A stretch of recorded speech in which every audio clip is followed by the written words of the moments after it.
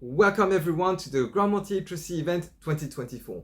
It's an event bringing you all the most up-to-date information and research about multilingual literacy, and I'll be your host. Books are an incredible tool not just to support literacy and to expand the vocabulary, but also to help children feel part of a certain culture and be curious about it. So I'm very honored to be receiving today Peniel Prabhakaran Elliot to talk about the role of books and what they can bring to our children.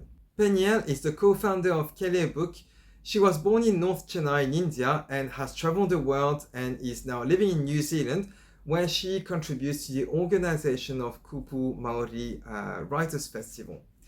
Through all her actions, she's determined to not let anyone excluded, discounted, or discouraged from their identity, culture, and language. As part of this event, she's giving away her 2 books, so for a chance to win them, I let you check the program in the description below. At the end of this interview, you're going to hear her and her niece reading one of them, so make sure to stick around to hear them. And now, without further ado, let's get into this interview.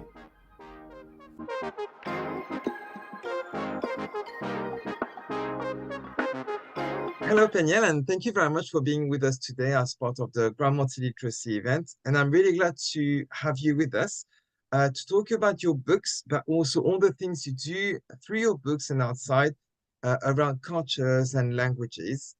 So welcome. Yeah, kia ora and vanakkam, and thank you. Yes, I'm Peniel Prabhakaran Elliot. I'm originally from Chennai, but now currently I live in Aotearoa, New Zealand. And yeah, it's just such a privilege to be part of this conversation because what we've noticed, even just living here in New Zealand for the last nearly a decade, but also having my family spread around the country, around the world, and then there's friends in the diaspora of South Asians and Tamils particularly. Yeah, this is such a relevant topic, and there's a lot of shared successes, shared struggles, shared journey. And so, yeah, I really appreciate this opportunity to be part of this conversation. Thank you. Thank you very much. And so you're the co-founder of Kelir Books, and on Instagram you're known as We Are Tamil Too in one word. Yeah. And so can you tell us about what led you to found Kelir Books? It's as simple as being an aunt and a mum, and my sister, Persis Nauman, who lives in Pennsylvania in Pittsburgh. So she's doing her PhD in healthcare ethics. But having a coming from a multicultural family and having a biracial child, they really found that the resources available for children of the diaspora in that context, especially with the representation of multicultural families, of interracial families, there was such a lack of representation amongst the South Asian community in that space, and also particularly in our language. And just led us to having a lot of conversations with similar people having the same journey, and just it'll be nice for the kids to be able to see that. So yeah, number one, it's that representation, especially the intersectional one, because let's be honest, like in our cultures and in a lot of our languages, we have amazing pieces of literature, dating back, for centuries. And so it's not new to have resources in our language, but what we found was lacking is resources that catered to the specific challenges that the diaspora is facing in terms of losing the language and being in touch. And the second thing is representation, like I said. Yeah, so we had a conversation, and we created Kelir Books, and we published 2 children's books on one of our famous, most cherished South Indian festival of harvest called Pongal, and it's around the 4 days of Pongal. And part of that, we also realized that we can't just have a publication and without building a community, and that's why we created an Instagram page under a different name, calling We Are Tamil Too. So Nangalum Tamirdan. I think that name itself is a bit of a call to connect, a call to come together, and a call to just be proud of who you are, to say, hey, I am Tamil too, no matter if I speak the language or not, I am Tamil. If I different caste, different faith, I am Tamil. And if I'm in an interracial family, or if I'm a biracial person myself, I am Tamil. And that's that. Yeah. Yes, that's how that came about as well. Yeah, and I'd like to talk a bit more about this. So your your name on Instagram is Tamil2, and I like this two because it encompasses a lot of different types of people who might think, are they Tamil or not? So that kind of questions. And on your website, I saw your motto, which is for all kinds of Tamila. So Yes. what kind of Tamila do you have in your books, and what does it mean to you, and what kind of Tamilas do you have in your books? Yeah, and so we, in the initial stages when we were just putting together this group and our vision and our mission and everything, we just realized, okay, who are the groups of people that we are missing, that we need to really connect and bring together, so we can have this belonging, really fostering that belonging. And we realized that I don't know if you know much about Tamils particularly. They're quite a diverse group of people as well. There are Tamils in nearly a dozen countries in the world, dating Okay. back, centuries.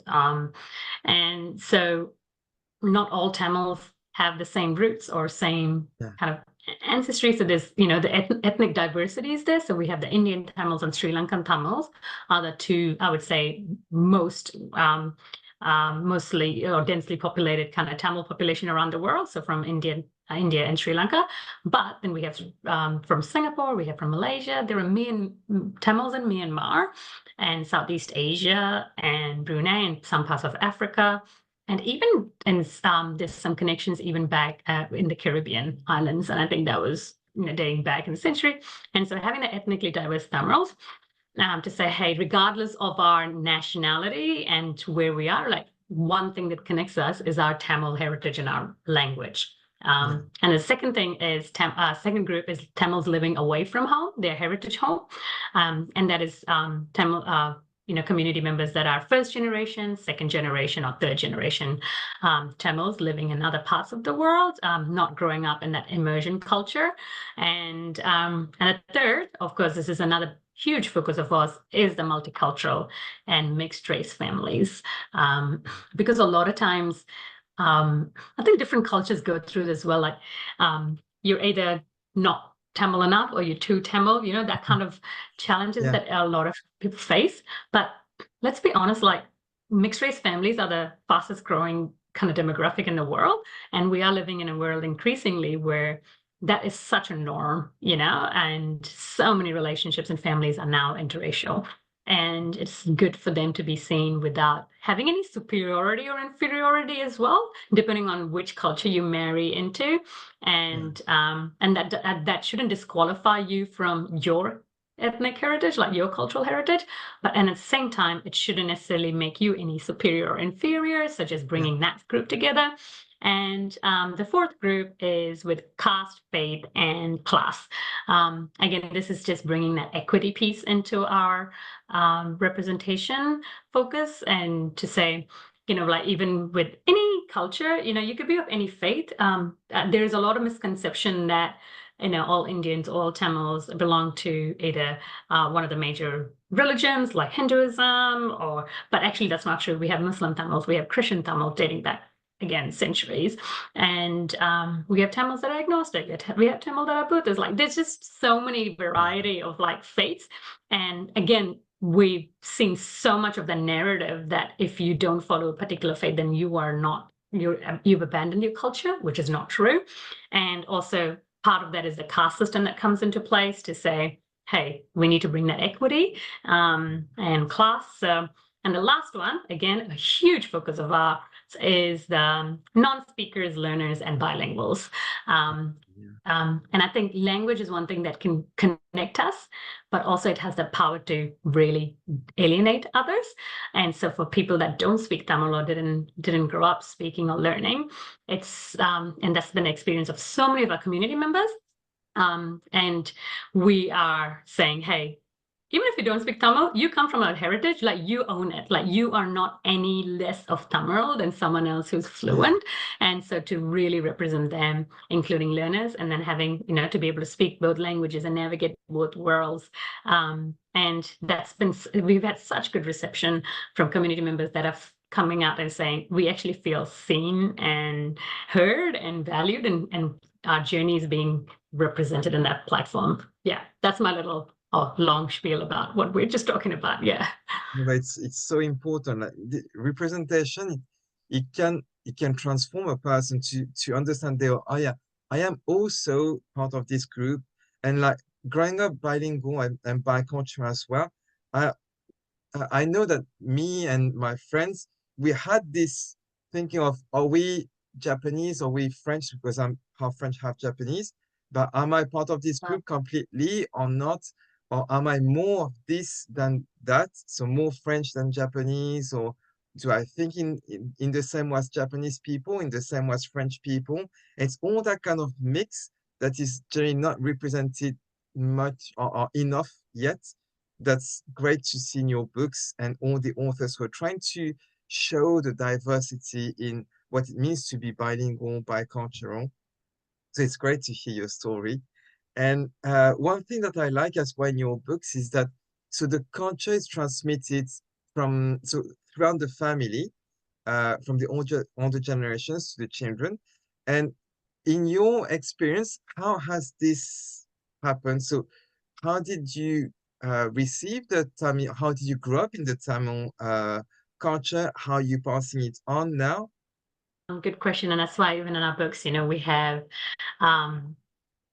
all families in all shapes. One of the books, we definitely have the intergenerational family in a house together, and them having a multicultural festival, because that's another element of how people connect in community, because some of them, not all of us have the privilege of having your intergenerational family or your wider extended family and relatives in the same place if you're living in a different country with just your nuclear family. And so people then build their community of friends that can come and celebrate culture. And, so those are definitely the two, strong themes that comes through in both of our books. And the key message there is, right now, I'm just so proud of our generation of parents, uncles, and aunties, and because a lot of their parents had to make the choice of just, getting them immersed in the new culture for people that are in the diaspora. But now they're reclaiming the language for themselves, but also for their children. And I think this is the kind of real awkward, hard phase, because especially if you didn't grow up with the language, for you to now make sure your kids have access to that, it takes a lot of courage. So I'm really proud, and just, big shout out to families that are doing that and doing the hard yard right now to change that course of generations. And what it does is then it connects even the grandparent generation and the grandkids together, because now they're able to speak in that language and connect in that way. And it's just amazing. And the second thing, again, we also live in a world, in a community where we are increasingly, despite all the division, I think we're increasingly celebrating each other's cultures and honoring, and we're creating safe spaces. And that's so important to support one another's journey in that way. And so even in New Zealand, for example, a few years ago, I was living with like some of the flatmates from different cultures, but how they celebrated my culture was just so honoring and encouraging. And I think we all have a role to play in that, whether we have kids or not, because I don't. But as friends and uncles and aunties, whether related or not, we have the opportunity to really support and encourage families that are on that journey. And, and so, yes, the resources, the right kind of resources, all of that is important. But I think beyond that, the foundation is creating that environment and encouraging people and supporting them and celebrating the little successes and wins. And I think it's so important. And that kind of comes through in our books. And that's why we make it a bit of a celebration. And so we don't really our books and our community page is not about pressure. It's never about here's 10 ways for you to do this, and but it's just more creating that conversation and culture and community, because in that environment families will thrive. Yeah, I think it's important to not push the culture or the language onto the children, but just to show like this is how it is, and to try to get them curious about it, so they ask questions or they want to dig deeper into it and they want to discover it. So yeah, I think your books do that in a way as well. And have you, when you grew up, is it against what you received, or is it you were reproducing the way you went into Tamil culture, or how you grew up with the Tamil culture? Yeah, no, that's a really great question. For me and even my siblings, we've had the privilege of actually growing up in Chennai, where we are from. So I spent most of my childhood into adulthood growing up in that culture where Tamil was just around us. So we were immersed in it. Like, for example, in my family, my dad doesn't speak English. So we speak Tamil at home. But what they did, they really wanted their children to go to English medium school, get well versed in that.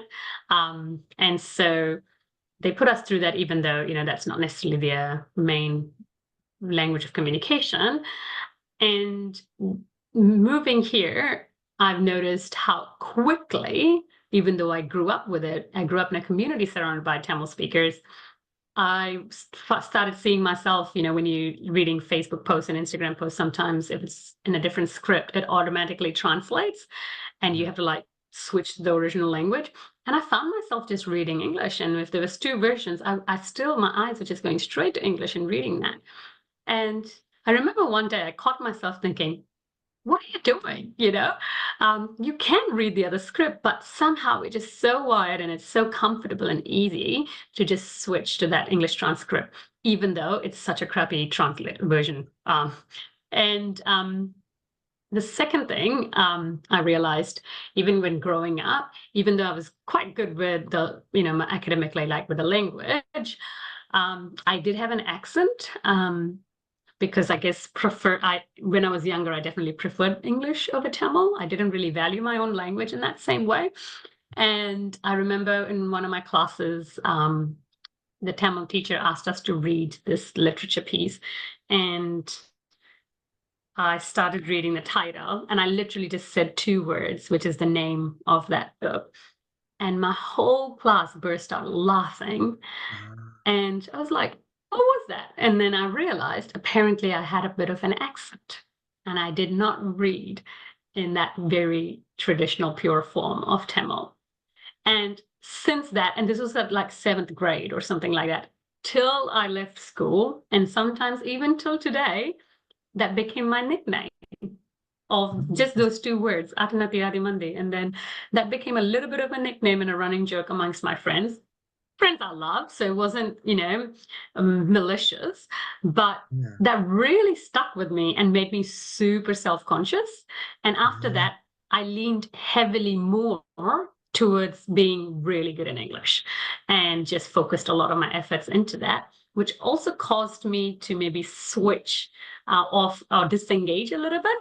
And this is just my, small experiences. And then moving here and having conversations with so many who've gone through similar things and sometimes even more challenging experiences, I realized, wow, if me growing up in a full immersed environment through my adulthood, and if it's so easy for me to lose my language, and one negative experience can help me disengage from the language, how much harder it is for young people or adults that have grown up without access to the language, for one, and secondly, are shamed even more. And so that's why in our community, and I think there's a very strong message about no shame. And so even in an Instagram page, when we put out posts and stuff, you get all of these comments, right? And some trolls, some genuinely passionate people. And then I just go and really just keep responding, even though sometimes it's really not good to engage. We just want to use any platform we can to educate people to say, hey, the more we shame people, you're going to get them to disengage. If our goal is for everyone to engage with the language, we cannot be shaming people into doing better. Like that just doesn't work. And the Yeah. second thing is we do need access to resources so that it becomes a normalized way of doing things. So yeah. So I'm a bit curious now because you said when you were a child, you were a bit disengaged with the Tamil culture and language. So you were bathing in it, but you preferred English. But how did you go Yeah. from there to now being so passionate about sharing the Tamil culture and language?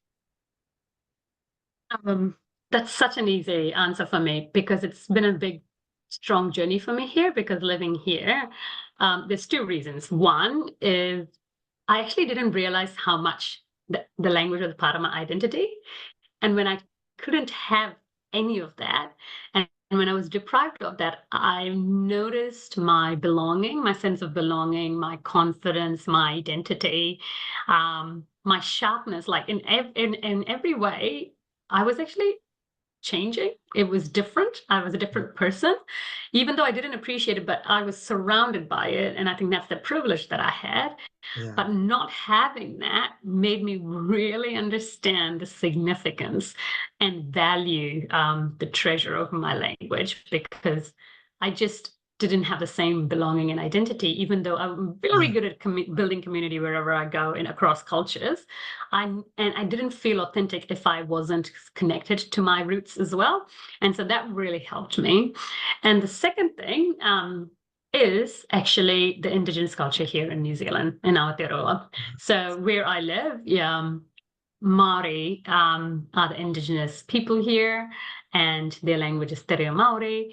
And when I came and understood, coming to this country with very little knowledge and hearing the history and meeting people and seeing the journey that Māori are going through here in New Zealand to reconnect an entire generation with their language is a phenomenal movement. And it really resonated with me because Tamils also went through that back in the 80s, 70s and 80s and 90s. There was like huge language revitalization movement that happened because in India, as you know, there are different languages in every state, but the central government speaks Hindi, and a lot of times, there's this there's just this uneven distribution of power when it comes to languages as well.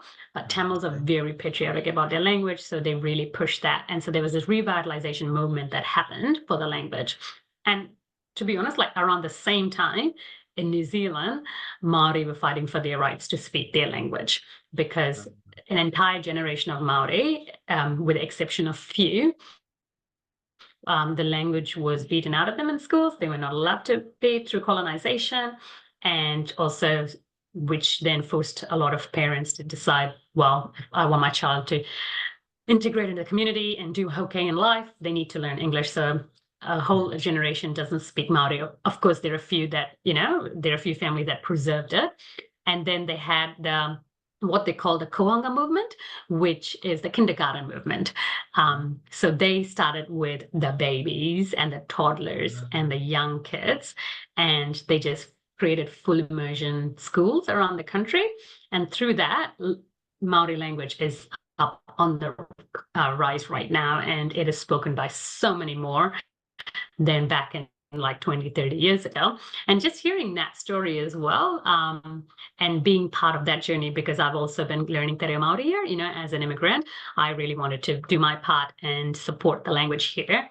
And when I'm doing that and doing this, it's just, they have a beautiful way of also receiving you and your roots and your heritage. So that's just really pushed me into like deep diving into my language and my history as well. So just the connections between those two has been phenomenal. And I've just had a huge privilege of being part of that.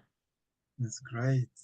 And so you were saying that there was this program starting kindergarten and going up and up with the children's age to immerse them in the culture and the language.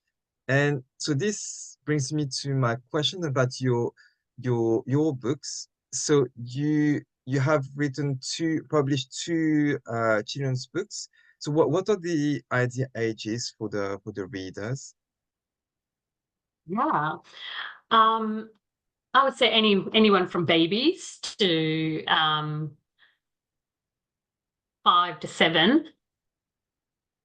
that's one demographic. But what we've realized is, because there's a lot of adults that don't read or don't speak the language, and one of the best resources for adults to learn language is actually go back to children's books, because that's where our journey starts.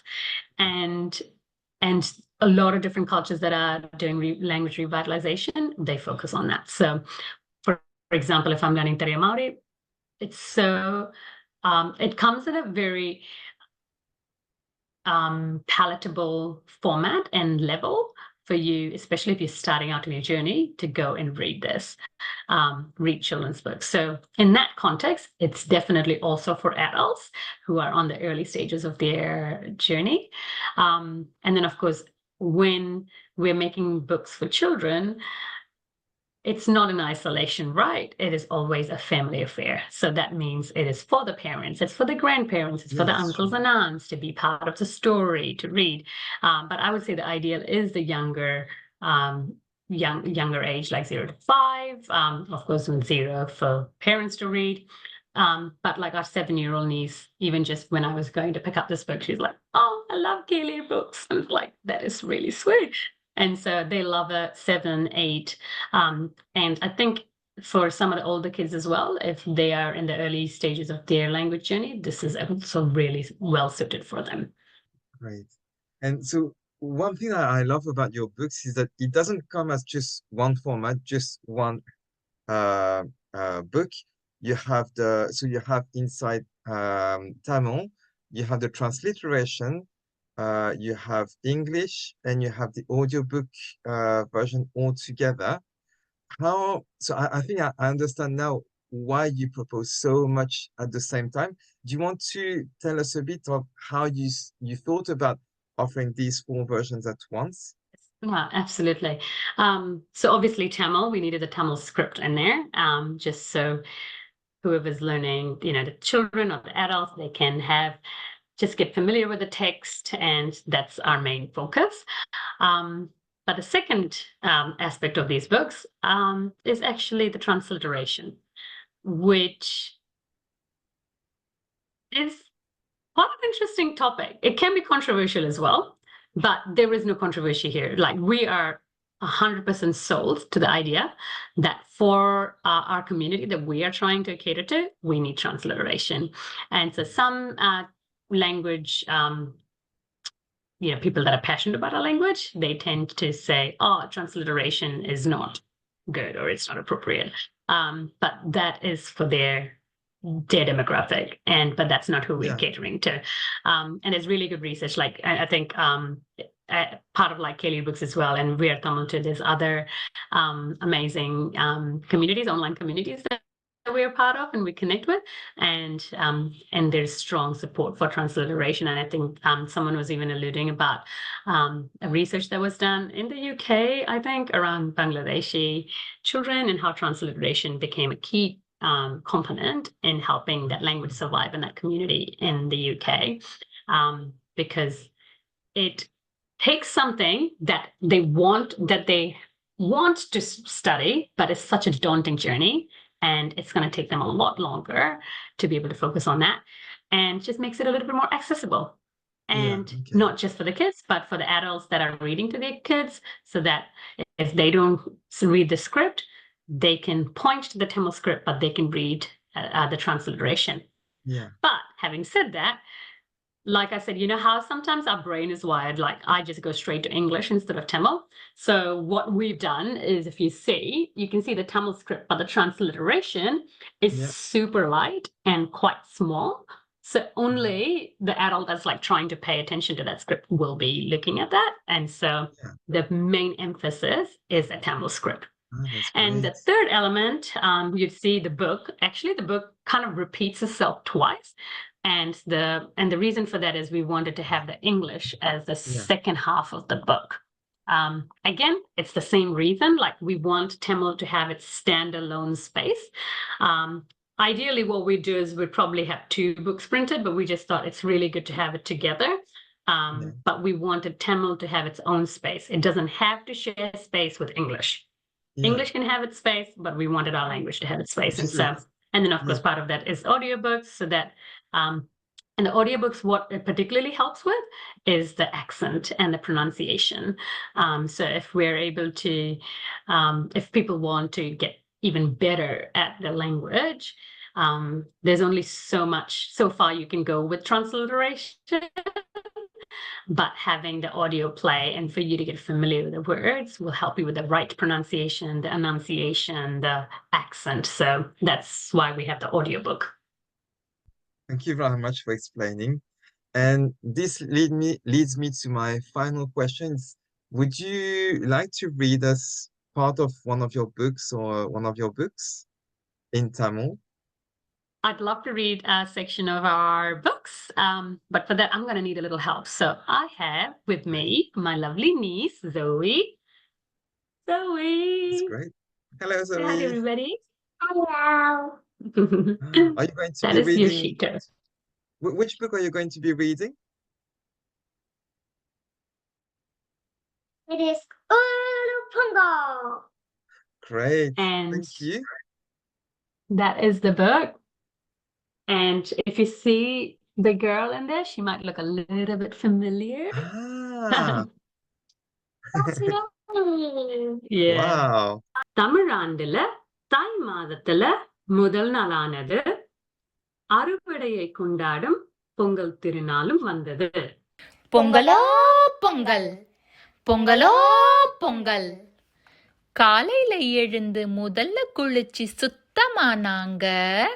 பல வண்ணமா உடைய போட்டு சந்தோஷப்பட்டாங்க.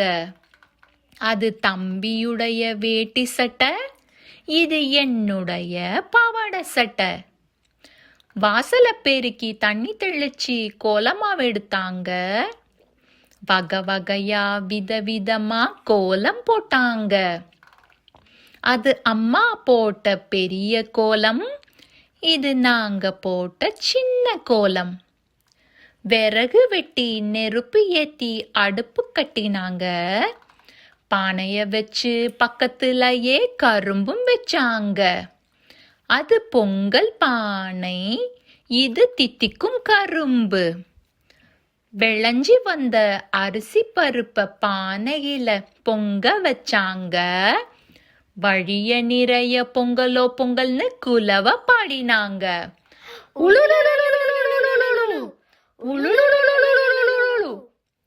ஆண்டவருக்கும் அறுவடைக்கும் நன்றி சொன்னாங்க.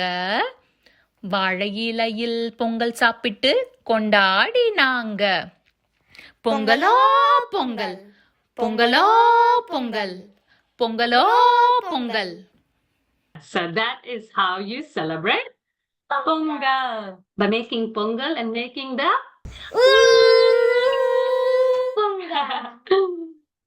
yeah, that's one of the Thank you very books. much. Thank you. Thank You you, should Zoe. Thank you, picture. Peniel, for being Awesome. here and for reading this beautiful book perfect. for us.